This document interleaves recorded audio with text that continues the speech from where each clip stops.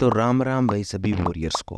तो आज हम एक ऐसे योद्धा की बात करने वाले हैं जिसका सिर सिर्फ श्री कृष्ण के सामने झुका था, और वो योद्धा कोई और नहीं है, वो है भीष्म पितामह। भीष्म पितामह के थोड़ा बचपन के बारे में बात कर लेते हैं। उनकी माता का नाम था गंगा, पिता का नाम था शांतनु। भीष्म पितामह के बचपन का नाम था देवव्रत। भीष्म पितामह के गुरु को नाम था गुरु परशुराम।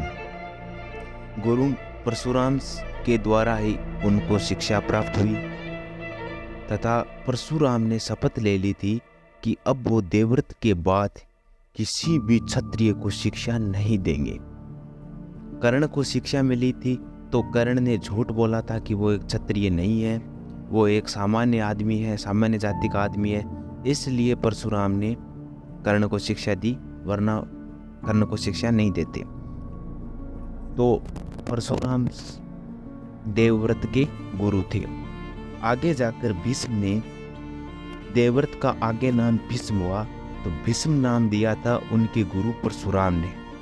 आगे जाकर भीष्म और परशुराम का एक द्वंद्व युद्ध होता है जिसमें परशुराम को हार का सामना करना पड़ता है। इस युद्ध का कारण था कि अंबा जो थी वो परशुराम के पास आई कि देवव्रत ने या भीष्म पितामह ने उनके साथ एक अन्याय किया है, इसके लिए उसे सजा दो। इसके लिए परशुराम और भीष्म के बीच युद्ध हुआ तो उसमें परशुराम को हार का सामना करना पड़ा। भीष्म पितामह जीवन पर ब्रह्मचारी रहे, हस्तिनापुर की सेवा की। उस काल में कोई भी ऐसा वॉरियर नहीं था, कोई भी जो पितामह भीष्म के साथ 1v1 कॉम्बैट फाइट कर ले। सिर्फ श्री कृष्ण के सामने ही पितामह भीष्म ने अपने धनुष और बाण रख दिए थे। आगे महाभारत युद्ध में जब भीष्म पितामह की मृत्यु हुई तो उनको छल से मारा गया। उसका कारण भी यहाँ अंबा ही रही। अंबा ने पुनर्जन्म लिया शिखंडी बनकर, अर्जुन के साथ रथ पर बैठकर आ गई। अब भीष्म पितामह की मेंटेलिटी ये थी कि वो किसी स्त्री पर वार नहीं करेंगे, तो उन्होंने युद्ध करने से मना कर दिया। और यह जो उपाय बताया था खुद की मौत का भीष्म ने, यह खुद बताया था पांडवों की कि मैं इस तरह मारा जा सकता हूँ। तो इसके कारण जब शिखंडी रथ पर आ गया तो भीष्म पितामह ने अपने धनुष बाण रख दिए थे। उधर से अर्जुन ने भीष्म पितामह को जैसे सुई धागे से कपड़े को बीनते ऐसे बाणों से बीन दिया।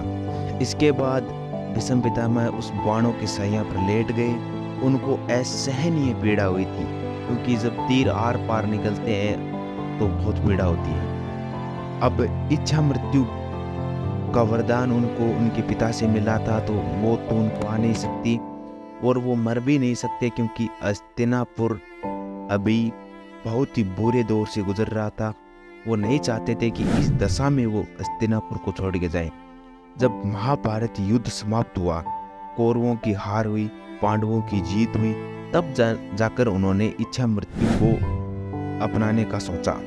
जैसे युद्ध में भीष्म पितामह सैया पर लेटे थे तो वो उनके पास मिलने के लिए आते थे। डेली युद्ध का हाल भी वो पूछते थे कि आज युद्ध में क्या हुआ, वो सब कुछ पूछते रहते थे।